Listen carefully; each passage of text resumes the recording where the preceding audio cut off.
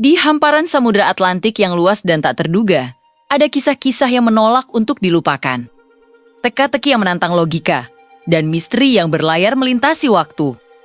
Hari ini, kita akan menyelami salah satu legenda maritim terbesar sepanjang masa.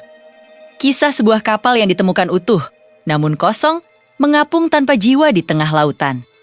Ini adalah kisah Mary Celeste. Pada tanggal 5 Desember tahun 1872, di perairan dingin sekitar 600 mil di sebelah barat Kepulauan Azores, kapal De Gratia sedang dalam perjalanannya. Tiba-tiba, awak kapal melihat sesuatu yang ganjil di cakrawala. Sebuah brigantine, kapal layar 2 tiang Bergerakani, layarnya terkembang sebagian, seolah hanyut tanpa arah dan tanpa kendali. Saat mereka mendekat, Kapten David Morehouse dari De Gratia mengenali kapal itu. Itu adalah Mary Celeste, sebuah kapal yang seharusnya sudah merapat di Genoa, Italia, beberapa minggu sebelumnya. Firasat buruk langsung menyelimuti kapten. Ada yang sangat tidak beres. Morehouse memerintahkan beberapa anak buahnya untuk naik ke atas Mary Celeste dan menyelidiki. Apa yang mereka temukan di atas geladak kapal itu akan mengubah Mary Celeste menjadi kapal hantu paling legendaris dalam sejarah. Kapal itu benar-benar kosong. Tidak ada satupun jiwa di atasnya. Yang lebih aneh lagi, tidak ada tanda-tanda pertempuran, pembajakan, atau kekerasan. Kapal itu sendiri berada dalam kondisi yang sangat baik dan layak berlayar. Ada sedikit air di lambung, tapi itu normal dan tidak mengancam kapal sama sekali. Kargo utamanya, 1.701 barel alkohol industri, tersimpan rapi di ruang kargo, hampir seluruhnya utuh. Di kabin, persediaan makanan dan air masih cukup untuk 6 bulan ke depan. Barang-barang pribadi para awak kapal, termasuk pakaian, uang, dan perhiasan, semuanya ditinggalkan begitu saja. Seolah-olah mereka yang ada di kapal ini lenyap dalam sekejap mata. Di kabin kapten, sebuah pemandangan yang membekukan darah menyambut para penyelidik. Setumpuk kartu remi yang belum selesai dimainkan, seolah ditinggalkan di tengah permainan. Satu-satunya hal yang hilang dari kapal itu adalah sekoci penyelamatnya. Log kapal terakhir yang ditulis oleh Kapten Benjamin Briggs tertanggal 25 November. 10 hari sebelum kapal ditemukan, tidak menunjukkan adanya masalah. Semuanya normal. Jadi, kemana perginya 10 orang di kapal itu?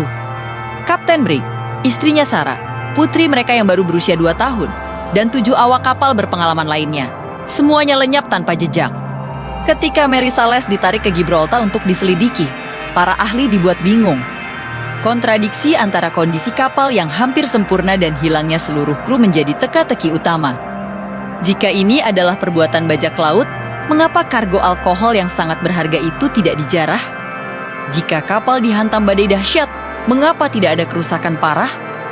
Mengapa layar masih terkembang dan perabotan di kabin tidak hancur berantakan? Setiap jawaban yang coba diajukan justru menimbulkan lebih banyak pertanyaan.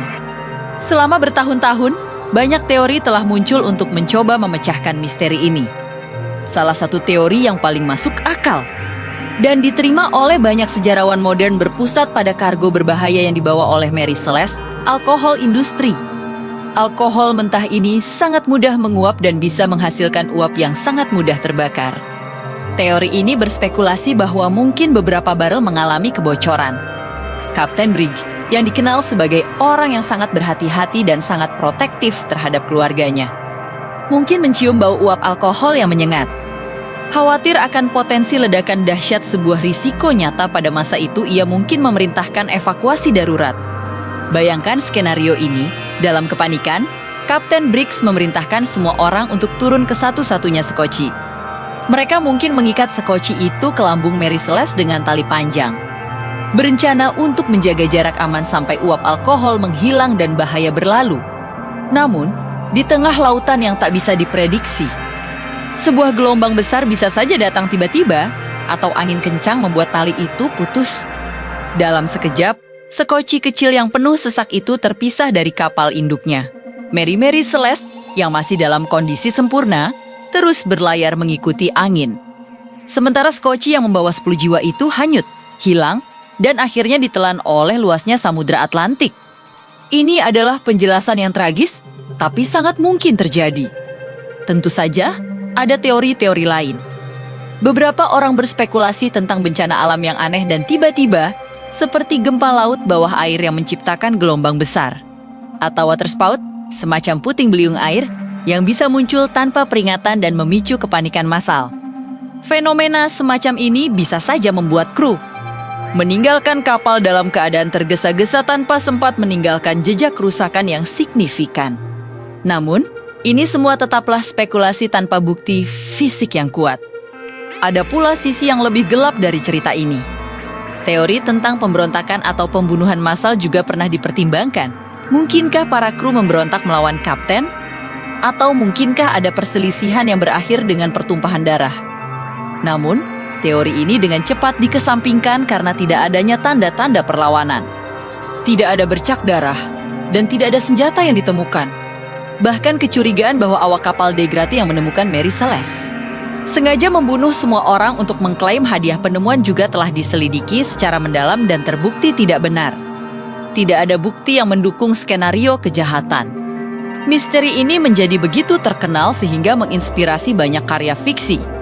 Salah satu yang paling terkenal adalah cerita pendek karya Sir Arthur Conan Doyle, pencipta Sherlock Holmes. Dalam ceritanya, Doyle menambahkan elemen-elemen supernatural, monster laut, dan teori-teori fantastis lainnya. Meskipun ceritanya sangat menghibur, fiksi semacam ini justru semakin mengaburkan fakta-fakta sebenarnya dari kasus Mary Celeste, mengubahnya dari sebuah tragedi maritim menjadi sebuah dongeng seram.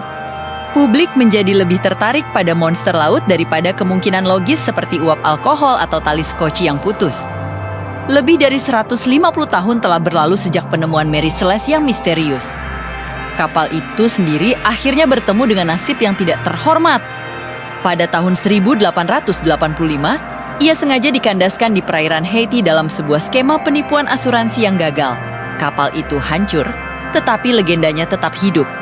Sementara kapal itu telah tiada, nasib Kapten Briggs, keluarganya, dan 7 awak kapalnya tetap menjadi salah satu misteri terbesar yang belum terpecahkan dalam sejarah.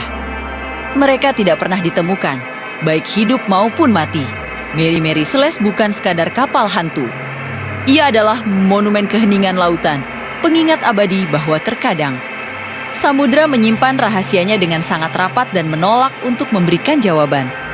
Kisahnya terus menghantui imajinasi kita, sebuah teka-teki yang mungkin tidak akan pernah terpecahkan. Terima kasih sudah menonton sampai akhir. Apa teori kalian tentang apa yang sebenarnya terjadi pada Mary Celeste? Tulis di kolom komentar di bawah. Jangan lupa like, bagikan video ini, dan subscribe agar tidak ketinggalan kisah-kisah misterius lainnya.